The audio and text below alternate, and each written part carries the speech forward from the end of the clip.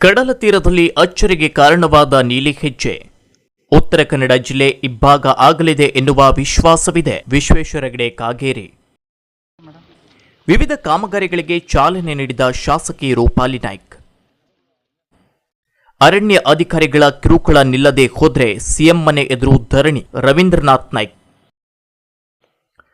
ಉತ್ತರ ಕನ್ನಡ ಜಿಲ್ಲೆಯ ಅರಬ್ಬಿ ಸಮುದ್ರ ತೀರದಲ್ಲಿ ಆಗಾಗ ಅಚ್ಚರಿಗಳು ನಡೀತಾನೆ ಇರುತ್ತೆ. ಇದೀ ಪಾಚುಗಳು ವ್ಯಾಪಕವಾಗಿ ಕಾಣಿಸಿಕೊಳ್ತಾ ಇದ್ದು, 2 ದಿನಗಳಿಂದ ಸೂರ್ಯೋದಯಕ್ಕೂ ಮುನ್ನ ಸಮುದ್ರ ತೀರದಲ್ಲಿ ವಾಯು ವಿಹಾರಕ್ಕೆ ಹೋದವರು ಸಮುದ್ರ ತೀರದಲ್ಲಿ ನೀಲಿ ಬಣ್ಣದ ಬೆಳಕನ್ನ ಕಂಡು ಅಚ್ಚರಿಗೆ ಒಳಗಾಗ್ತಿದ್ದಾರೆ. ವೈಜ್ಞಾನಿಕವಾಗಿ ಡೈನೋ ಫ್ಲಾಗೆಲೈಟ್, ನ್ಯಾಕ್ವಿಲುಕ್, ಸಿಂಟಿ ಲೈನ್ಸ್ ಎಂಬ ಸೂಕ್ಷ್ಮ ಜೀವಿಗಳು ದೇಹದಿಂದ ರಾಸಾಯನಿಕ ಸವಿಸ್ರಿದಾಗ ಈ ರೀತಿಯಾಗಿ ನೀಲಿ ಬಣ್ಣದ ಬೆಳಕು ಮೂಡುವುದು ಸಾಮಾನ್ಯ. ಇದು ಒಂದು ರೀತಿಯಲ್ಲಿ ಗ್ರಾಮೀಣ ಭಾಗದಲ್ಲಿ ಕರೆಯಲ್ಪಡುವ ಮಿಂಚು ಹುಳುವಿನ ಮಾದರಿಯಲ್ಲಿ ಹೊಳೆಯುತ್ತವೆ.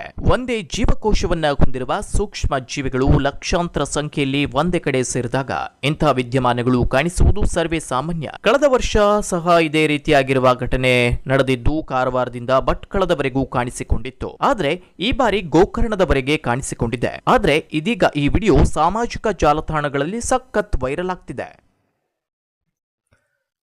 ಉತ್ತರ ಕನ್ನಡ ಜಿಲ್ಲೆ ಕರಾವಳಿ, ಮಲೆನಾಡು, ಬಯಲು ಸೀಮೆ ಹೊಂದಿರುವ ಜಿಲ್ಲೆಯಾಗಿದ್ದು 12 ತಾಲೂಕುಗಳನ್ನ ಒಳಗೊಂಡಿರುವ ಮೂಲಕ ಅತಿ ದೊಡ್ಡ ಜಿಲ್ಲೆಯಾಗಿದೆ. ಆದರೆ ಜಿಲ್ಲೆಯನ್ನ ಇಬ್ಬಾಗ ಮಾಡಬೇಕು ಎನ್ನುವ ಕೂಗು ಇದೀಗ ಮತ್ತೆ ಕೇಳಿ ಬರಲಾರಂಭಿಸಿದೆ. ಸದ್ಯ ಜಿಲ್ಲೆಯ ಜಿಲ್ಲಾ ಕೇಂದ್ರ ಕಾರವಾರವಾಗಿದ್ದು, ಇದರಿಂದ ಘಟ್ಟದ ಮೇಲಿನ ತಾಲೂಕುಗಳಲ್ಲಿನ ಜನರಿಗೆ ಕಾರವಾರ ದೂರ ಆಗಿರುವುದರಿಂದ ಸರ್ಕಾರಿ ಕಚೇರಿಗಳಿಗೆ ಬಂದು ಹೋಗಲು ಕಷ್ಟವಾಗ್ತಿದೆ. ಹೀಗಾಗಿ ಘಟ್ಟದ ಮೇಲೆ ಜಿಲ್ಲೆಯ 6 ತಾಲೂಕುಗಳು ಇದ್ದು, ಆ 6 ತಾಲೂಕುಗಳನ್ನ ಒಗ್ಗೂಡಿಸಿ ಶಿರಸಿ ಜಿಲ್ಲಾ ಕೇಂದ್ರವನ್ನಾಗಿಟ್ಟುಕೊಂಡು ಪ್ರತ್ಯೇಕ ಜಿಲ್ಲೆಯನ್ನ ಮಾಡಬೇಕು ಅನ್ನೋ ಆಗ್ರಹ ಸಾಕಷ್ಟು ವರ್ಷಗಳಿಂದ ಕೇಳಿ ಬರ್ತಾ ಇದೆ. ಇದೀಗ ಈ ಕೂಗಿಗೆ ನೀರೆರೆಯುವಂತೆ ವಿಧಾನಸಭಾ ಅಧ್ಯಕ್ಷರು ಹಾಗೂ ಶಿರಸಿ ವಿಧಾನಸಭಾ ಕ್ಷೇತ್ರದ ಶಾಸಕರಾಗಿರುವ ವಿಶ್ವೇಶ್ವರ ಹೆಗಡೆ ಕಾಗೇರಿ ಆಡಳಿತಾತ್ಮಕ ದೃಷ್ಟಿಯಿಂದ ಜಿಲ್ಲೆಯನ್ನ ಇಬ್ಬಾಗಿಸುವ ಅವಶ್ಯಕತೆ ಇದೆ ಎನ್ನುವ ಅಭಿಪ್ರಾಯವನ್ನ ವ್ಯಕ್ತಪಡಿಸಿದ್ದು, ಜಿಲ್ಲೆ ಇಬ್ಬಾಗ ಆಗುವ ಎಲ್ಲಾ ವಿಶ್ವಾಸವಿದೆ ಅಂತ ಹೇಳಿದ್ರು.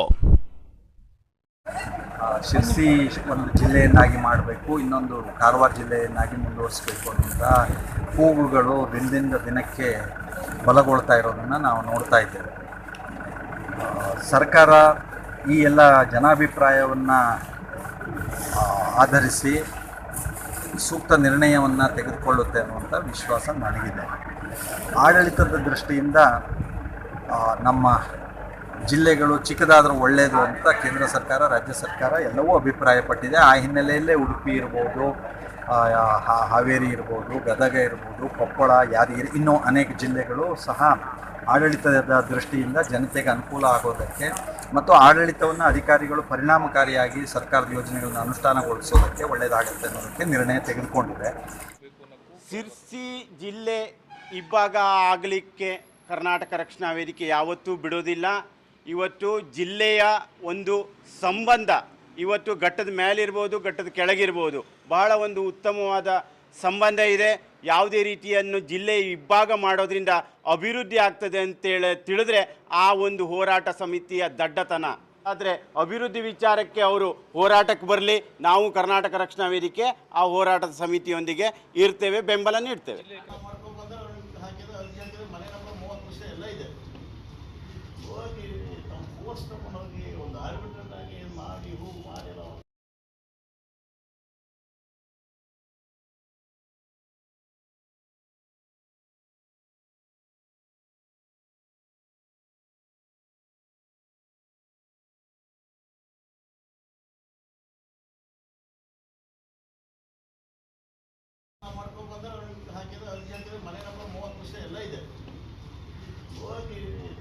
ತಗೊಂಡೋಗಿ ಒಂದು ಆರ್ಬಿಟ್ರೇಟ್ ಆಗಿ ಮಾಡಿ ಮಾಡಿಲ್ಲ.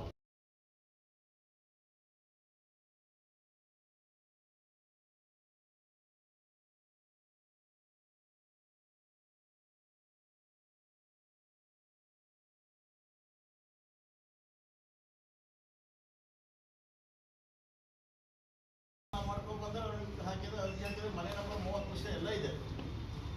ಹೋಗಿ ತಮ್ಮ ಫೋರ್ಸ್ ತಗೊಂಡೋಗಿ ಒಂದು ಆರ್ಬಿಟ್ರೇಟ್ ಆಗಿ ಮಾಡಿ ಮಾಡಿಲ್ಲ. ಇತ್ತೀಚಿನ ದಿನಗಳಲ್ಲಿ ನಿರಂತರವಾಗಿ ಭಟ್ಕಳ ತಾಲೂಕಿನ ಅರಣ್ಯ ಸಿಬ್ಬಂದಿಗಳಿಂದ ಅರಣ್ಯವಾಸಿಗಳಿಗೆ ಕಿರುಕುಳ ದೌರ್ಜನ್ಯಗಳು ನಡೀತಿರುವಂಥ ಹಿನ್ನೆಲೆಯಲ್ಲಿ ನಾವು 23ನೇ ತಾರೀಕು ನವೆಂಬರ್ದಲ್ಲಿ ಅರಣ್ಯ ಕಚೇರಿಗೆ ಮುತ್ತಿಗೆ ಹಾಕಬೇಕಂತ ತೀರ್ಮಾನ ಮಾಡಿದ್ವಿ. ಆದರೆ ಈ ಮಧ್ಯದಲ್ಲಿ ಪೊಲೀಸ್ ಇಲಾಖೆ ಈ ಮಧ್ಯವಸ್ಥಿಕೆಯನ್ನು ವಹಿಸಿ ಈ ಸಮಸ್ಯೆಯನ್ನು ಬಗೆಹರಿಸುವ ಕುರಿತು ಇವತ್ತು ಮುಕ್ತವಾದ ಚರ್ಚೆಗಳಾಯಿತು. ನಾವು ಅರಣ್ಯವಾಸಿಗಳಿಗೆ ಅರಣ್ಯ ಸಿಬ್ಬಂದಿಯಿಂದ ಆಗುವಂಥ ಸಮಸ್ಯೆಗಳ ಬಗ್ಗೆ ಸಂಪೂರ್ಣವಾಗಿ ಮಾಹಿತಿಯನ್ನು ನಾವು ಇವತ್ತು ಅವರ ಉಸ್ತುವಾರಿಗೆ ಬಂದಿರುವಂಥ ನಾವು ಹೊನ್ನಾವರದ ACF ಅವರಿಗೆ ಬೋರೆ ಅವರಿಗೆ ಕೊಟ್ಟಿದ್ದೇವೆ. ಅದನ್ನು ಅವರು ಪರಿಶೀಲನೆ ಮಾಡಿದ್ದಾರೆ. ಇವತ್ತು ಈ ರೀತಿ ಇನ್ನು ಮುಂದೆ ಪಟ್ಟಣದಲ್ಲಿ ಆಗದೇ ರೀತಿ ಹೇಳುವ ಒಂದು ಆಶ್ವಾಸನೆ ಸಹಿತ ಇವತ್ತು ಅವರು ಇಲಾಖೆ ಪರವಾಗಿ ಕೊಟ್ಟಿದ್ದಾರೆ. ಈ ಸಂದರ್ಭದಲ್ಲಿ ನಾವು ತೀರ್ಮಾನ ತೆಗೆದುಕೊಂಡದಂತ ಹೇಳಿದ್ರೆ ಮುಂದಿನ 15 ದಿನಗಳಲ್ಲಿ ಇವರು ಸ್ಪಷ್ಟವಾಗಿ ಈ ಕಿರುಕುಳ ದೌರ್ಜನ್ಯವನ್ನು ನಿಯಂತ್ರಣ ಮಾಡದೇ ಇದ್ದರೆ ಡಿಸೆಂಬರ್ ಮೊದಲನೇ ವಾರದಲ್ಲಿ ಅಧಿವೇಶನ ನಡೆಯುವಂಥ ಸಂದರ್ಭದಲ್ಲಿ ಬೆಂಗಳೂರಿನ ಮುಖ್ಯಮಂತ್ರಿಯವರ ಕಚೇರಿ ಮುಂದೆ ನಾವು ಮುತ್ತಿಗೆ ಹಾಕಬೇಕು ಅಂತ ತೀರ್ಮಾನ ಮಾಡಿದ್ದೇವೆ. ಕೇಂದ್ರ ಸರ್ಕಾರದ ನಿರ್ಭಯ ಯೋಜನೆ ಅಡಿ ದ್ವಿಚಕ್ರ ವಾಹನಗಳನ್ನು ಪೊಲೀಸ್ ಇಲಾಖೆಗೆ ನೀಡಿರುವುದರಿಂದ ಪೊಲೀಸ್ ಇಲಾಖೆಯು ಇನ್ನೂ ಹೆಚ್ಚಿನ ಕ್ರಿಯಾತ್ಮಕ ಹಾಗೂ ಪರಿಣಾತ್ಮಕವಾಗಿ ಕಾರ್ಯನಿರ್ವಹಿಸಲು ಸಹಕಾರಿಯಾಗಿದೆ ಎಂದು ಜಿಲ್ಲಾ ಪೊಲೀಸ್ ವರಿಷ್ಠಾಧಿಕಾರಿ ಶಿವಪ್ರಕಾಶ್ ದೇವರಾಜು ಅವರು ಹೇಳಿದರು. ಜಿಲ್ಲೆಯ ವಿವಿಧ ಪೊಲೀಸ್ ಠಾಣೆಗಳಿಗೆ ಹಂಚಿಕೆಯಾಗಿರುವ ದ್ವಿಚಕ್ರ ವಾಹನಗಳಿಗೆ ಇಂದು ಶುಕ್ರವಾರ ಜಿಲ್ಲಾ ಪೊಲೀಸ್ ವರಿಷ್ಠಾಧಿಕಾರಿ ಕಚೇರಿ ಆವರಣದಲ್ಲಿ ಹಸಿರು ನಿಶಾನೆ ತೋರಿಸಿರುವ ಮೂಲಕ ಚಾಲನೆ ನೀಡಿ ಮಾತನಾಡಿದರು. ಜಿಲ್ಲೆಯ ವಿವಿಧ ಪೊಲೀಸ್ ಠಾಣೆಗಳಲ್ಲಿ ಮಹಿಳಾ ಸಹಾಯಕವಾಣಿ ಪ್ರಾರಂಭಿಸಲು 26 ಹಾಗೂ ಮಾನವ ಕಳ್ಳ ಸಾಗಾಣಿಕೆ ನಿಷೇಧ ದಳದ ಸೃಜನತೆ ಹಾಗೂ ಬಲವರ್ಧನೆಗೆ 2ರಂತೆ ಒಟ್ಟು 28 ದ್ವಿಚಕ್ರ ವಾಹನಗಳು ಉತ್ತರ ಕನ್ನಡ ಜಿಲ್ಲೆಗೆ ಹಂಚಿಕೆ ಮಾಡಲಾಗಿದ್ದು, ಮಹಿಳೆ ಮತ್ತು ಬಾಲಕಿಯರ ಸುರಕ್ಷತೆಗೆ ಹಾಗೂ ಭದ್ರತೆಗೆ ಹೆಚ್ಚಿಸಲು ಪರಿಣಾಮಕಾರಿಯಾಗಿ ಕಾರ್ಯನಿರ್ವಹಿಸಲು ಇವು ಸಹಕಾರಿಯಾಗಲಿವೆ ಎಂದು ಹೇಳಿದರು. ಈ ಸಂದರ್ಭದಲ್ಲಿ ಹೆಚ್ಚುವರಿ ಪೊಲೀಸ್ ವರಿಷ್ಠಾಧಿಕಾರಿ ಎಸ್ ಬದರಿನಾಥ್, ಜಿಲ್ಲಾ ಅಪರಾಧ ದಳ DCB police inspector Sharanagouda Patil ಹಾಗೂ ಇತರರು ಹಾಜರಿದ್ದರು.